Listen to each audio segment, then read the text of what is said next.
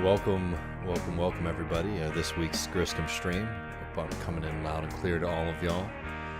Broadcasting to you live from Austin, Texas, where we are just vibing between 100-degree weather and biblical rain. I hope you are happy and safe wherever you are. I want to make sure to mention at the top solidarity, of course, with the people of Afghanistan. As well as the people of Haiti, both people who, for very different circumstances, but for similar reasons, are facing significant hardship, notably at the foot of long-term American imperial ambitions in both of those places. But for folks who aren't familiar, welcome. These are kind of more casual Griscom streams. We do our main show on Wednesday. We're going to be joined tomorrow by Harvey J.K., our teacher and friend, for his first Left Reckoning appearance. People are probably very familiar with him from TMBS, where he was a regular guest, not only on the live show, not only on the the stream shows, but also as well on a couple of our live in-person shows. So we're looking forward to bringing him in to talk a little bit about the U.S., our imagination of the country, and the radical history that is too often forgotten. I'm really looking forward to that. But obviously, we're gonna talk about Afghanistan today. I also wanted to talk a little bit about what's going on in the world of work here, because we're already starting to see a lot of moves and demands that I'm very afraid that Biden and his people are going to be very open to. But before we jump into too much of that, I'd be really happy to take some questions from the chat. For people, again, or this is their first go, these are more conversational. So I'll be listening and reading what y'all have to say.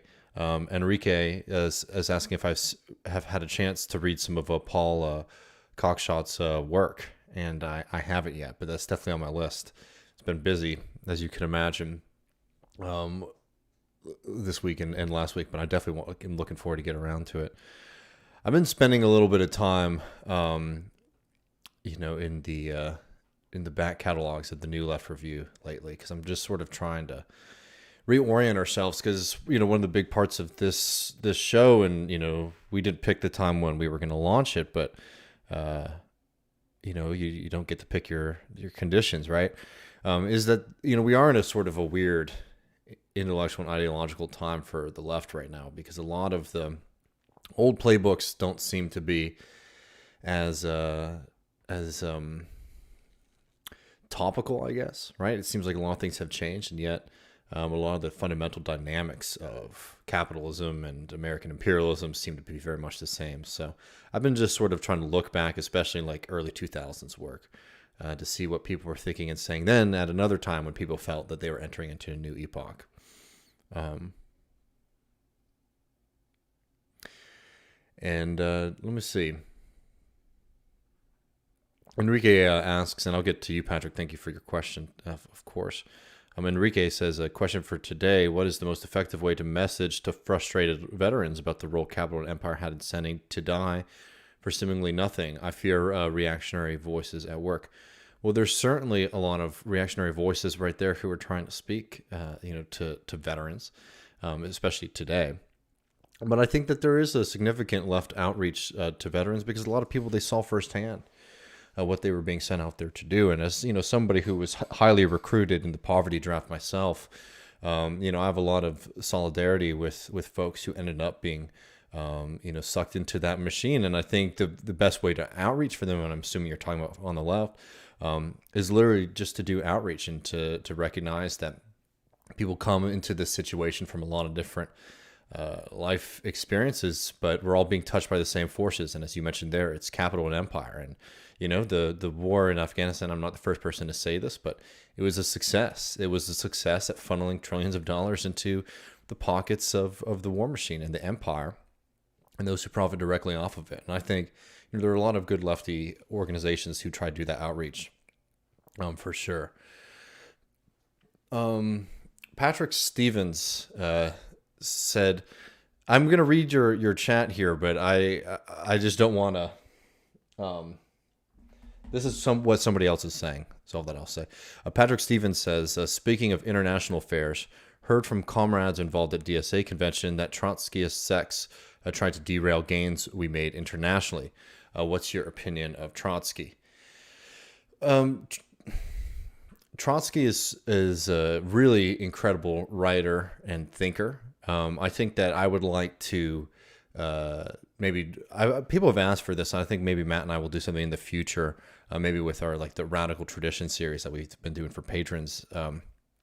Do like a pretty in-depth look at Trotsky, because I think that he gets painted either extremely romantically by some folks as like, oh, he was the only one who was pressing it to see what was actually happening in the Soviet Union, et cetera, and if only he would have taken over after Lenin, we'd be living in a different world, which I think is a little rosy. To people who have really taken a kind of harsh view of Trotsky, and some of it is because some of it like almost from like like a Stalin school of saying like, oh, he betrayed the revolution, to people who basically, oh, well, Trotsky was a member of the Bolsheviks and Bolsheviks bad, right? So when people start talking about Trotskyists like broadly, I think it can get a little confusing because I never know where people are coming from. But Trotskyists and Trotskyism, especially in the United States, has I think unfortunately the history does point in one direction, that for the most part, not all, but it has been a pretty negative movement in the U.S. especially. And, like, for example, there's a lot of old Trotskyists who ended up taking positions and getting very involved in the American empire, right? Because you can start to get yourself, if you're following like a Trotskyist line, where basically like any kind of rebellion is good, right? Any kind of resistance is something that we need to be like promoting, even with like the full powers of empire. You can always start to get yourself into some mental gymnastics. And I don't know how much of that is fair to put on Trotsky himself, but that is a lot of the way that the lines that a lot of these Trotskyist groups took. Ben Burgess would actually be a great person to talk to about this, because Ben Burgess has a lot of personal experience with Trotskyists in the United States. And, there were some very funny groups. So again, I'm sorry to give you a kind of non-answer there. I think that, Trotsky is somebody whose work, especially his writing, I respect immensely.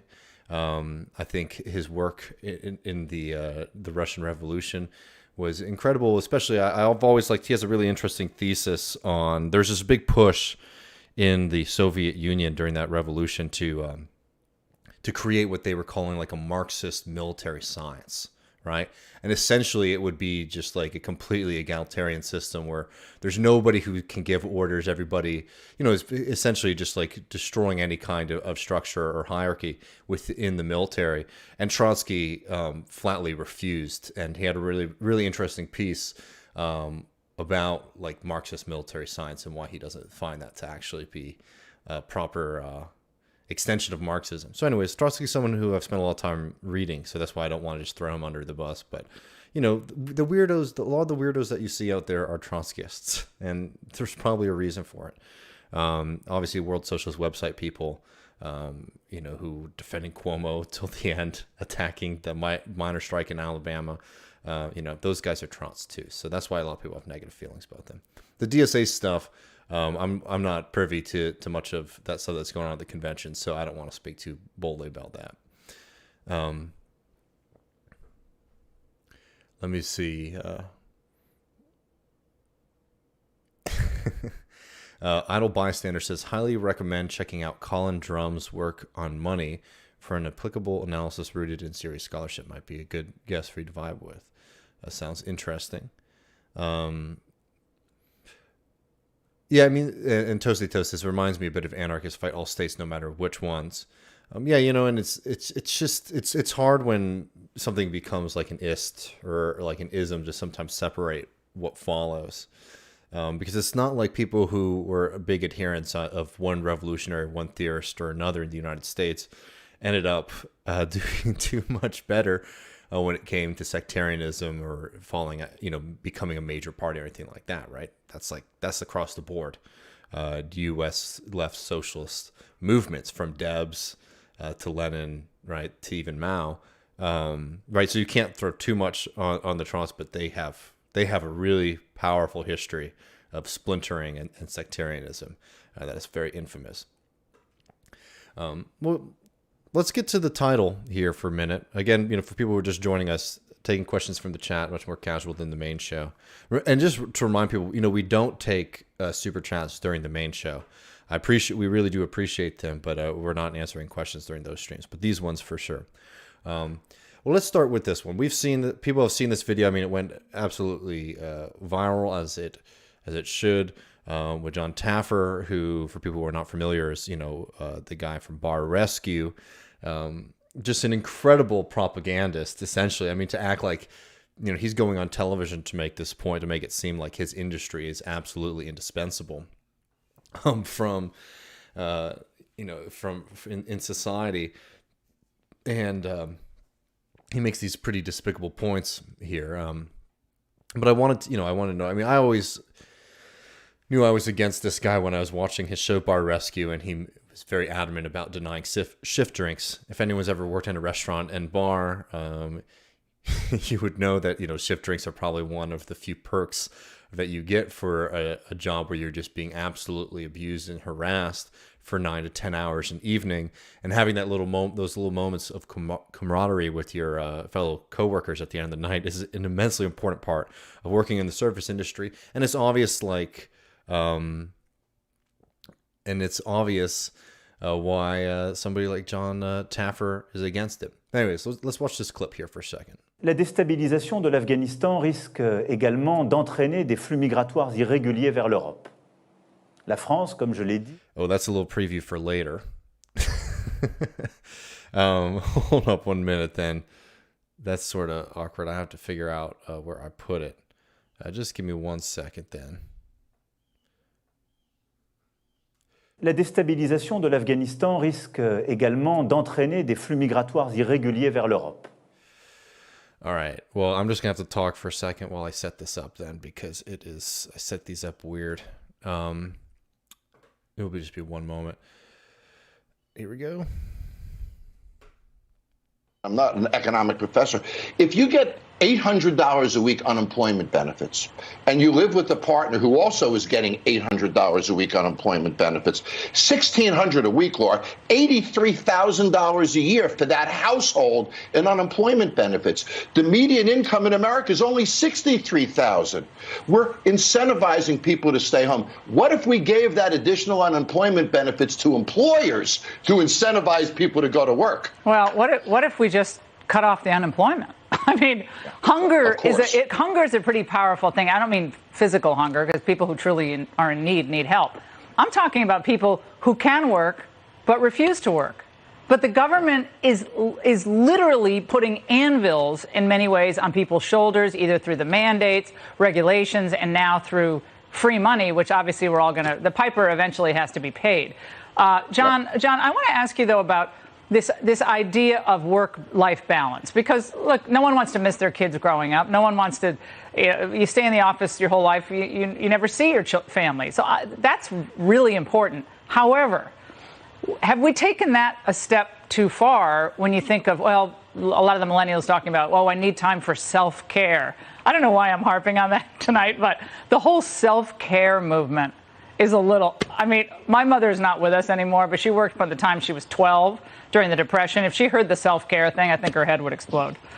I think that's right. I have a friend in the military who trains military dogs, Laura, and they only feed a military dog at night because a hungry dog is an obedient dog. Well, if we're not causing...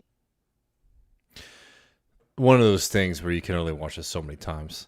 It's despicable. I mean, this is somebody who is, using the opportunity to talk about people not wanting to go in to serve people, beer nuts and, margaritas on Wednesday night, saying that we should be treating them like military dogs and trying to use hunger as a reason to encourage them to go back to work. It's beyond disgusting, right? And that's the first and the main takeaway from that video, and that went really viral. And rightfully so. So much so that Jon Taffer had to apologize, which is put a little bit of faith in humanity in me, not because I think that Jon Taffer really cares, but enough people saw right through that stuff that we're not just so alienated from one another that we just accepted somebody like that talking in that way, even on Fox News of all places. And Laura is just a full-on anti-human right-wing fascist, in my opinion. I'm not somebody who likes to throw that around too much, but she's something else. But I wanted to talk a little bit about why what Taffer's doing there, and why Laura's so worried there, and why I'm worried about how liberals are going to start responding to this. Because essentially what they're doing, and the restaurant industry in particular really uses insecurity and poverty in this country to their advantage. Everybody, I mean, a lot of people here have been mentioning in the chat that, sort of stories that they've had experience in the restaurant industry. I was a bartender for many, many years. And I saw firsthand just how tough and difficult it is to work those kind of jobs, let alone just like the pay and the hours and the stuff you deal with on this job site, but the complete disrespect for you as an individual and having any sense of a life. Those jobs are frustrating, and they prey on the poor, and then you're sort of thrown out of society, right? You don't get off on Thanksgiving, you don't get off on New Year's, you don't get off on Christmas, and if you do, you feel like you're indebted to your boss, right? It's a really, really a nasty industry, and that's why people like Jon Taffer, I guess, thrive in it, and he found a way to thrive in it in an even more absurd way.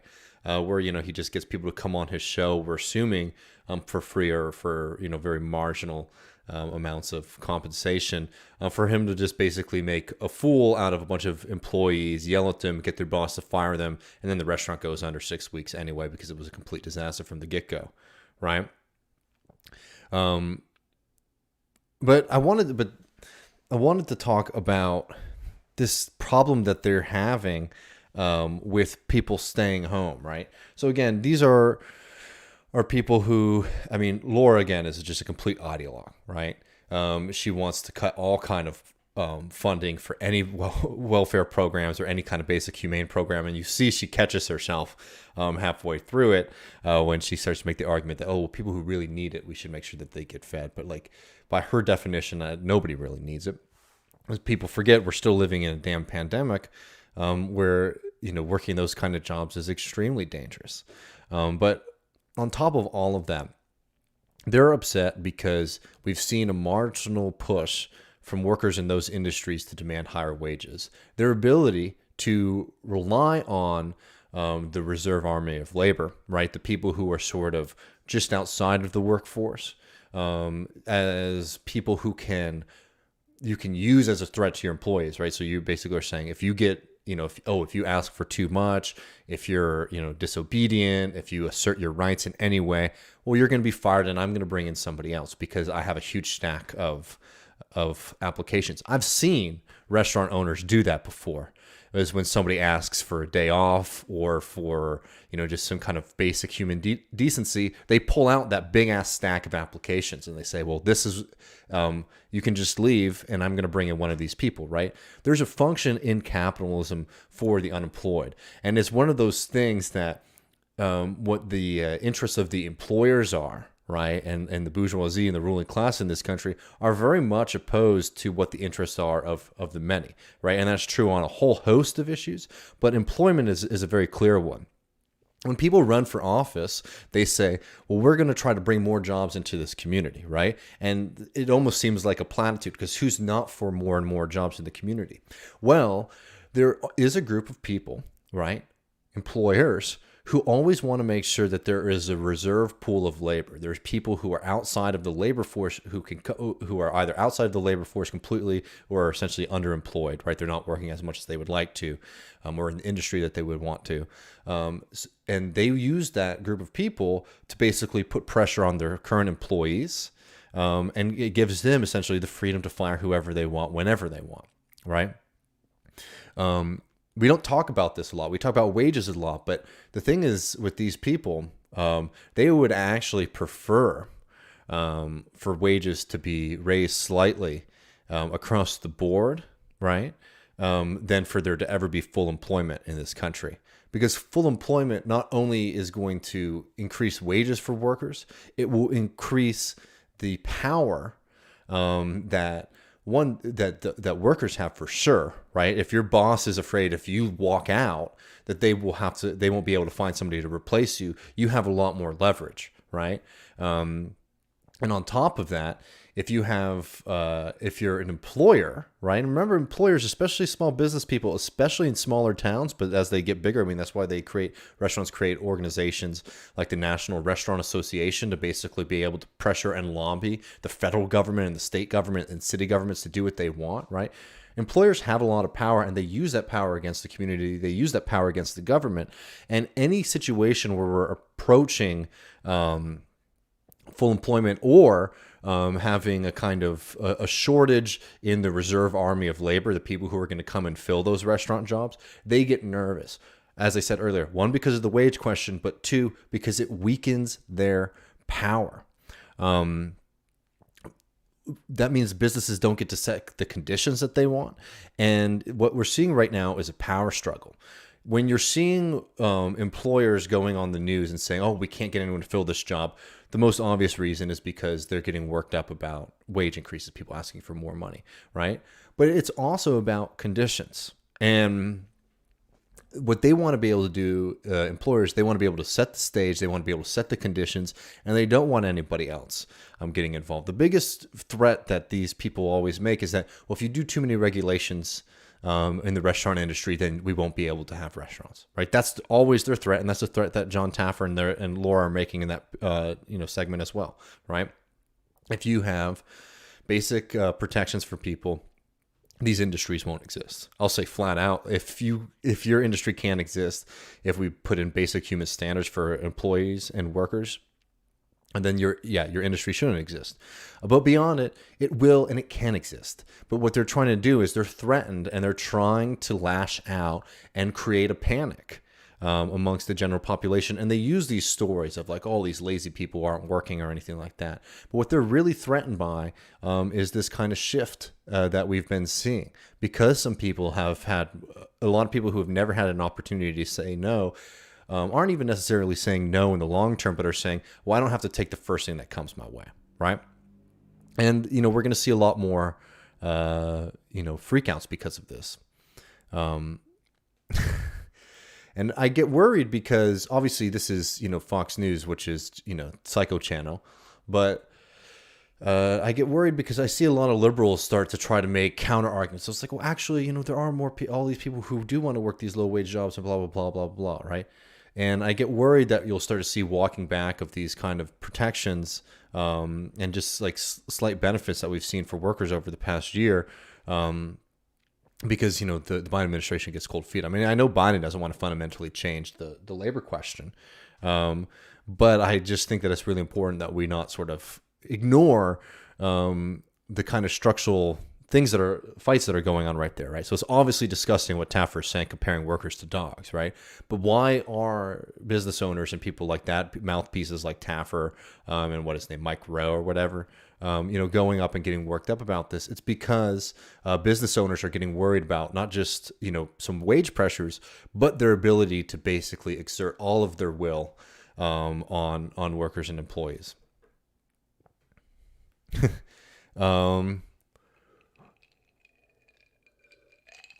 Evan asks a very difficult question. Would you pay $30 per person to go out instead of $25 if that means the staff receive dignity? Yeah, I think that's basically what it is. But that's the wage pressures. But really, they're worried about a fundamental any kind of threat to their ability to just. I mean, they've been able. If you're a small business owner in this country, right? You've been able to just sit on years and years and years of lack of worker confidence, and a pretty large sector of the population that has just been pushed into a consistent and a constant state of precarity, and to be able to fill any position that you want them to. And what they're afraid of right now is if that dynamic shifts even in the slightest. And we just need to educate ourselves in what they're doing and the counter arguments to it, because again, the sky is not falling. The system's broken in the sense that it's rigged against people like you and me. But the burgers are still going to be there tomorrow if we see higher minimum wages, right? The system will still function if we continue to see unemployment benefits, right? And in fact, it will actually thrive for the vast majority of people. So don't let these little misers sit up here and say this kind of nonsense. And don't let it just get to the point where they have to say something so egregious. Like, I guess what I'm trying to say with this segment is that, it's disgusting what Jon Taffer said about comparing people to dogs. It's disgusting what Laura said about how hunger is an important motivator, which again, it is. That's how capitalism functions. It immiserates you at home privately. It makes it hard to get food. It makes it hard to get shelter so that you'll accept whatever conditions or deal that you get from the bosses when you sell your labor, which you have to do under the system, right? It's absolutely disgusting for them to talk like that, and the reality is that they benefit from a system of poverty and deprivation for the many to benefit them, right? And the idea too that we should be subsidizing small business owners and restaurant owners is absurd.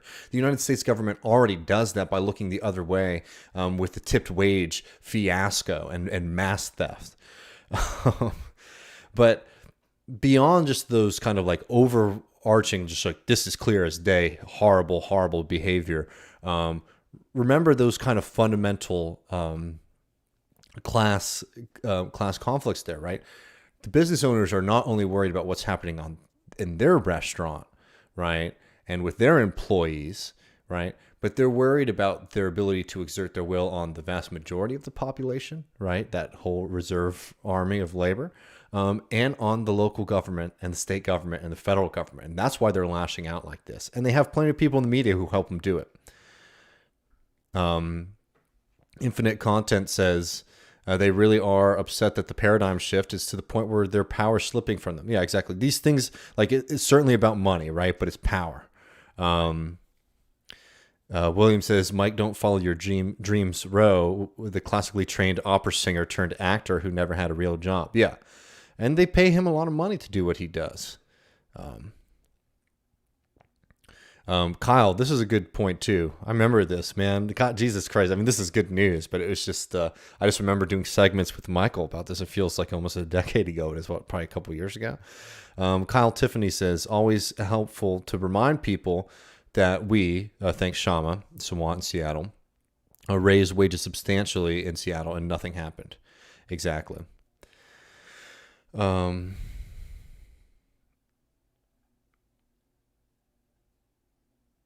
It's been proven many places in the world they can afford to pay higher wages, and it won't affect the price, only increase its quality. Yeah, time and time again.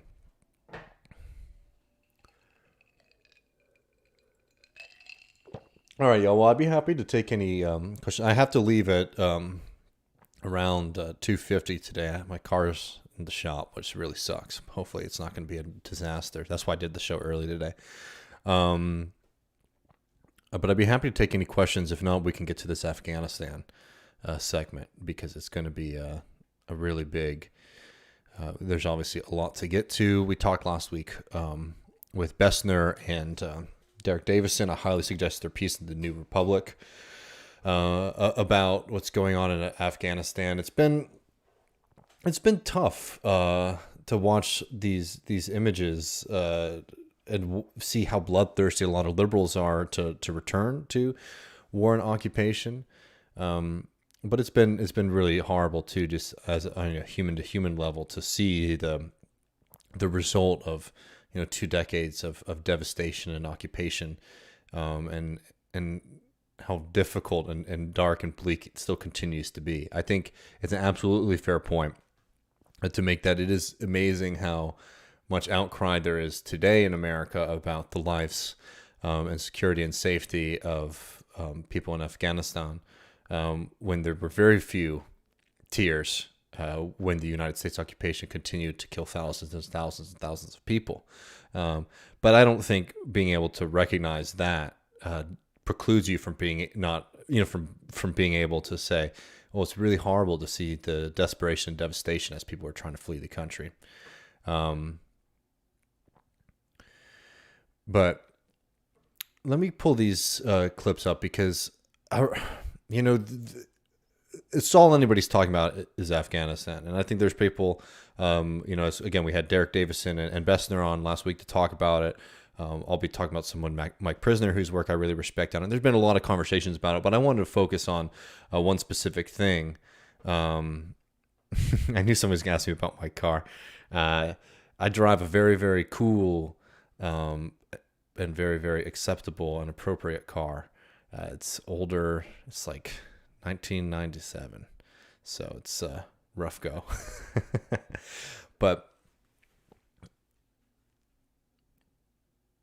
what's been so frustrating about this moment, aside from the very obvious just human terror and desperation, has been the way that we're talking about it in this country.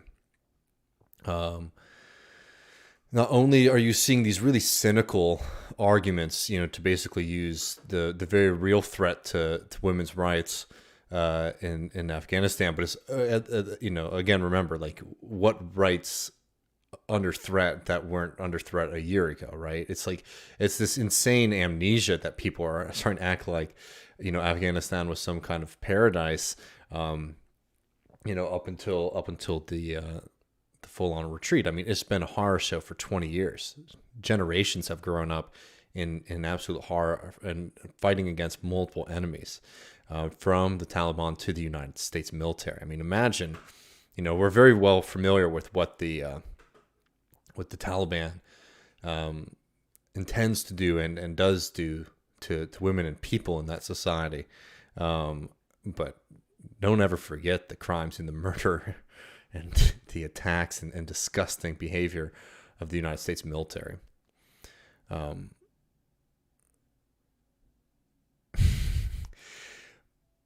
But I wanted to note, though, what has been so frustrating to me is this kind of like anti-democracy rhetoric that we've been getting from a lot of liberals, right? So it's like, you know, there's been a lot of talk basically about like the depravity and the people who want this to continue to be a forever war.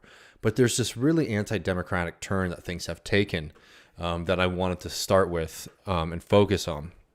And I'm going to start, I usually don't like to, you know, to single too many people out by name, but this person really dishes it out and is incredibly insufferable in many ways. So I wanted to, so I don't mind highlighting it. And just give me 1 second. I'm going to get it up on screen for y'all, but I can't. I need to pull it up over here so I can see it. So this is Charlotte Clymer, who said, "If you don't have the expertise or qualified experience, maybe don't pontificate on this tragic moment in Afghanistan. It is entirely acceptable to say, honestly, I don't know enough about this, and leave it there. Many of us are doing exactly that." I served, I buried soldiers who were killed in Afghanistan. I was present at President Obama's speech to West Point in 2010 on the future of America's role there, and I still don't know enough to speak with any degree of confidence at this. So I don't. Join me.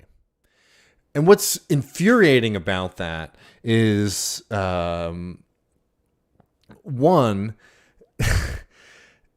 it's ridiculous to sit here and say, right, that after all of that experience, right, that this person is highlighting about their life, that there's no opinion you can't have an opinion or speak publicly about this war that has defined my life and many of the people who are listening to it's life as well. I mean, this has been the longest event in my life. I'm 28.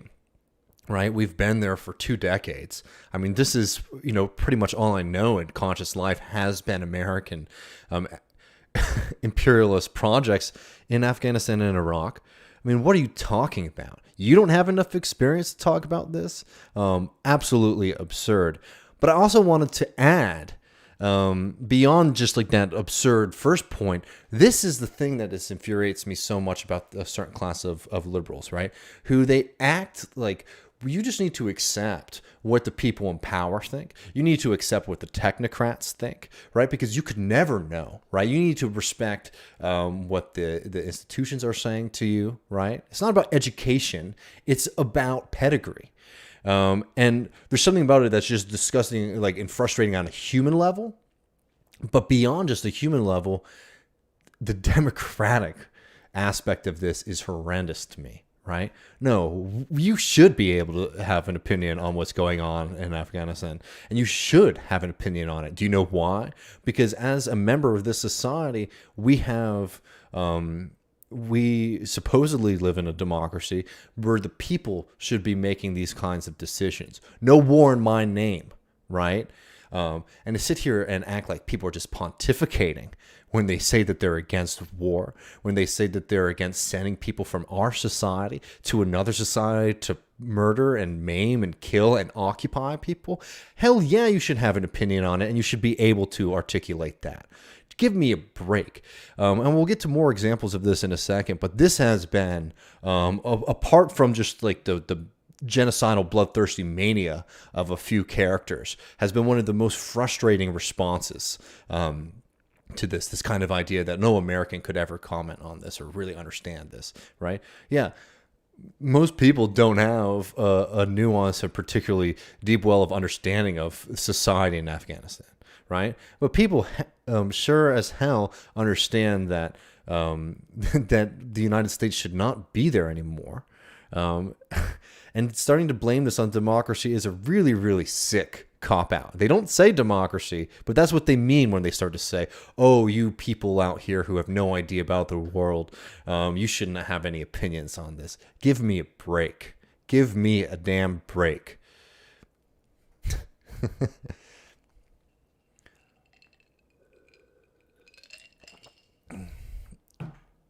Yeah. I mean, I thought one of the whole reasons militaries that support oligarchy exist is because they don't question what they're doing. Yep. Let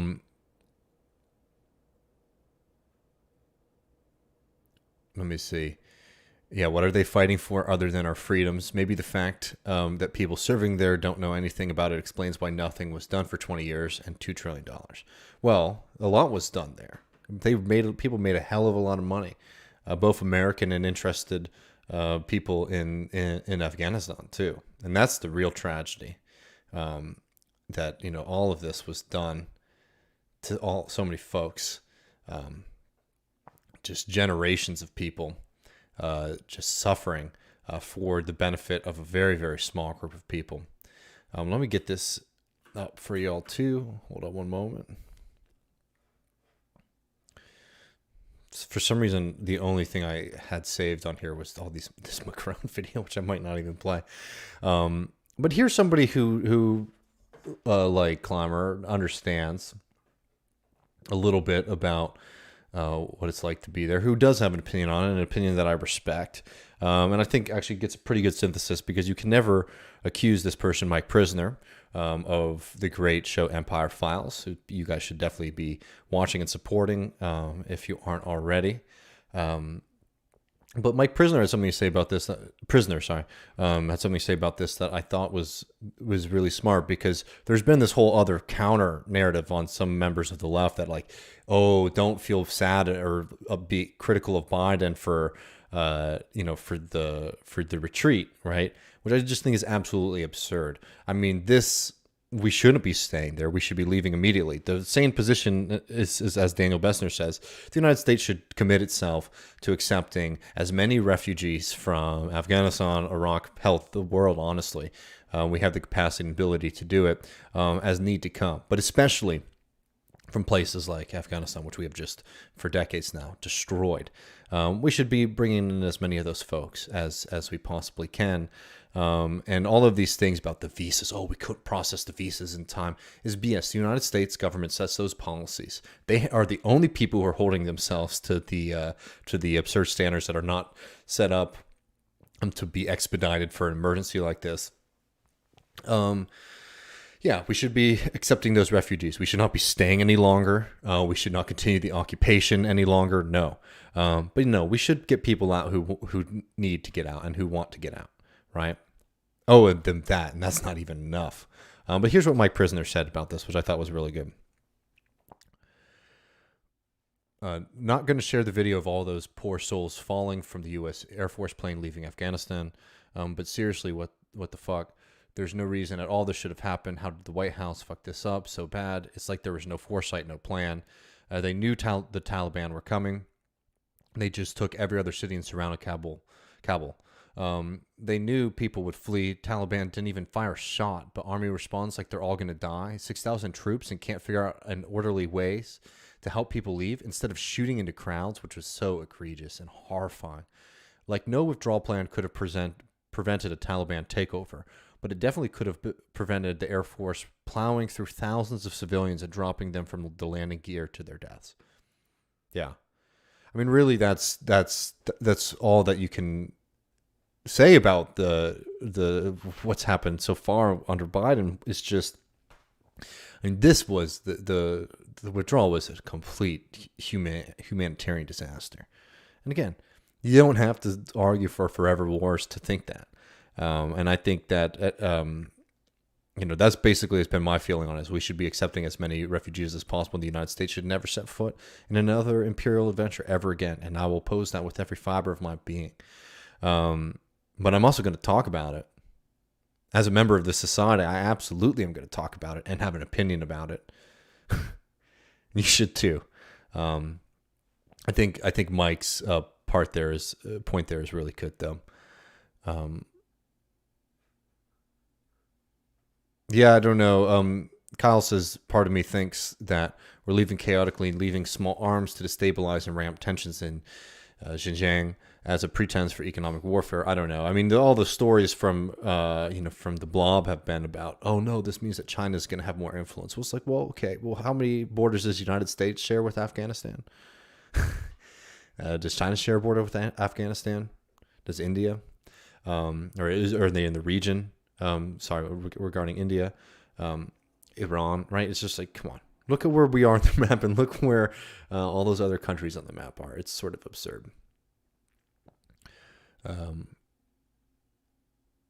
Let me show you something else before I have to roll. There's this Macron video. Maybe I'll save these for tomorrow. There's a Macron video and Bolton video, but I have to run. But before we leave, I wanted to take a moment to read, I think, one of the most despicable anti-democratic pieces that I've read about this. Give me one moment to snag it. Which is a piece in The Atlantic called Tom Nichols, right? By Tom Nichols. Claiming that it's your fault. Y'all, the listener, the American people are responsible for this bloodthirsty war here. Again, this is the anti-democracy aspect that's been so frustrating to me about all of this. The American public now has what it wanted. So y'all don't understand the consequences like Tom Nichols. Kabul has fallen. Americans will now exercise their usual partisan outrage for a few weeks, and then Afghanistan, like everything else in a nation with an attention span not much longer than a fast food commercial, will be forgotten. I agree about the partisan stuff being pretty despicable, but you can see the hatred for the people that is just soaking throughout this piece. People will be upset about the optics. He compares this occupation to Korea and Vietnam, and basically says Afghanistan was different from Korea and Vietnam. No, except in this was a war that was immensely popular at the outset and mostly conducted in the full view of the American public. The problem was that once the initial euphoria, what a word, to describe mass murdering and destruction of society and generations of people, children born with birth defects, people losing their parents, their children. Once the initial euphoria wore off, the public wasn't much interested in it. Coverage in print media remained solid, but cable news coverage of Afghanistan dropped off quickly, especially once a new adventure was launched in Iraq. Insane way to frame it. One, basically arguing that, if only the American people were more fervent in their attention, they're paying more attention to this war, then there would have been a different solution. I absolutely agree in the sense of like an anti-war movement, but that's not what this guy's talking about. This guy is wanting for there to have been more attention and more desire to increase troops attacking they wanted to just have a continuous state, as Tom says, euphoria around the war, which is just so disturbing and despicable. The soldiers who served overseas in those first years of major operations soon felt forgotten. America is not at war was a common refrain among the troops. We're at war. America's at the mall, right? Well, why is there this kind of disconnect from the daily life of American people and America's imperial adventures in Afghanistan? Could it be because this intervention had nothing to do with American people or American safety, right? And instead everything to do with lining the pockets of extremely influential and wealthy contractors and military interests? Could it be that the United States occupation and destruction of Afghanistan had nothing to do with bringing freedom, protecting American freedom and bringing freedom to people in that part of the world? Yeah, that's exactly what it was, right? It had nothing to do with people's lives. So yeah, people stopped paying attention and started to wonder why the hell we were there in the first place, right? Because they were told and lied to by their government. And we can, criticize that moment in history. It really did show a kind of thick-skulled part of the American culture and population that is unfortunate, and it's something that we have to overcome. But by God, to sit here and act like the reason that Afghanistan was a disaster is because the American public didn't care enough about it is so despicable. They didn't care about it because it was about making money for a small group of people while sending our children and young people into a war that they could never win, that was extremely brutal, and we're going to be dealing with the consequences of that for decades and decades. Nothing compared to the consequences that the people of Afghanistan faced. Now those same Americans, this is reading from the piece again, have the full withdrawal from Afghanistan that they apparently wanted. Some 70% of the public supports a pullout. Now that they care that intensely about it, as the foreign policy scholar Stephen Biddle recently observed, the war is practically an afterthought in U.S. politics. Again, he's blaming us for this disaster because we didn't understand it and all these people wanted to leave. And he says at the end of this paragraph, but Presidents Obama, Trump, and Biden all ran on getting out of the war, and now we're out. 70% of Americans want something, and then the government, the people in power, try to deliver on that. This is not a defense of Trump or Biden or Obama. This is an attack on a kind of extremely anti-democratic way of thinking, right? Well, 70% of the American population wants something to be done. You live in a democracy. Oh, but it's absurd that anyone in power would ever entertain doing that. And then he talks about how, we use Afghanistan for cheap patriotism. No, not the warmongers. The people, we use it. And then this is the bit that really stuck out to me.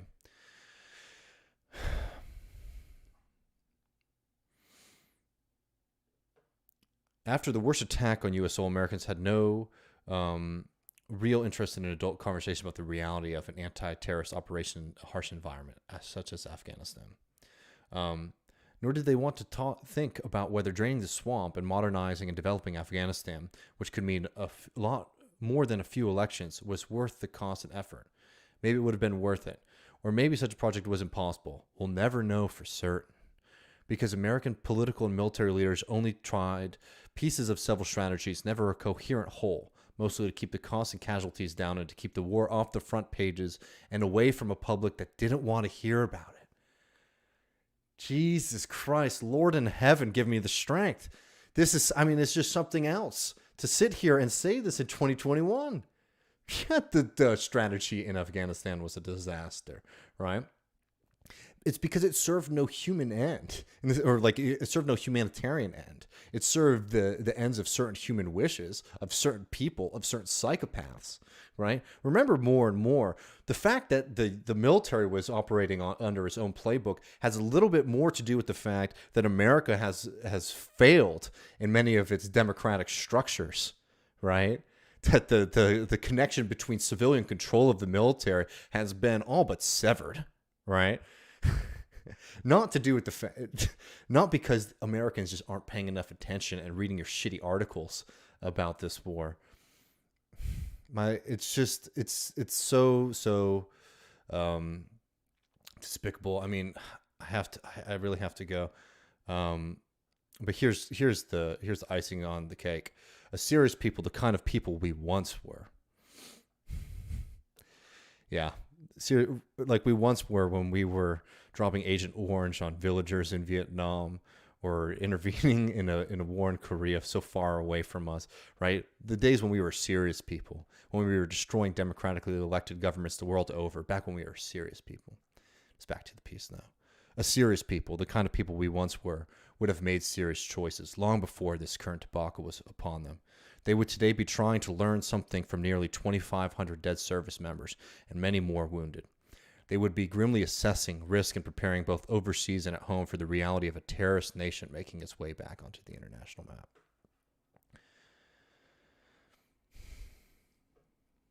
That's the intellectual situation. That's the Atlantic.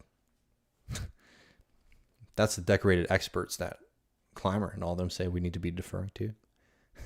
Give me a break. This guy has contempt for you. He has contempt for people. He has contempt for people in Afghanistan. He certainly has contempt for the American people. We should be learning something from the people who died in that war. But continuing it is not the answer. And blaming it on an American public that finally, too late, by the way, but decided that war is not for us. It's not something that we should be supporting. No more people should be dying in a war that serves no purpose other than lining the pockets of a few assholes and destroying an entire country. That's the lesson that we should be learning. It's amazing to sit here and read something like that after all that we've seen, after all the lies that have been revealed, after all the horror that has been so well documented. It's truly, truly something else. But remember, as Matt always likes to point out, it's the center that really, really is against democracy. They don't want you to be making decisions because they think once American people make decisions, they won't be acting in the interest of the war machine. And I think that's very damn true. And I think that's a good thing. So we need to keep on with that.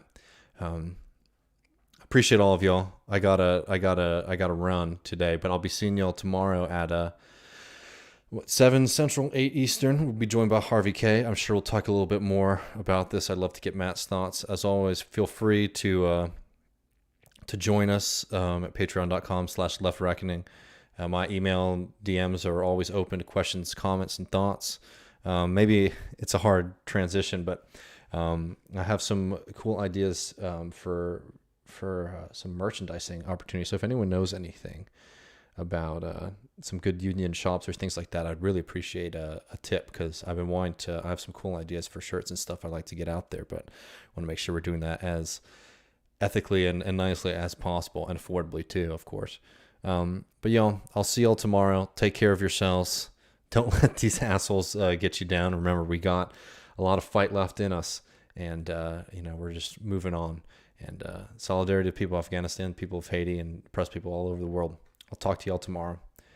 See ya.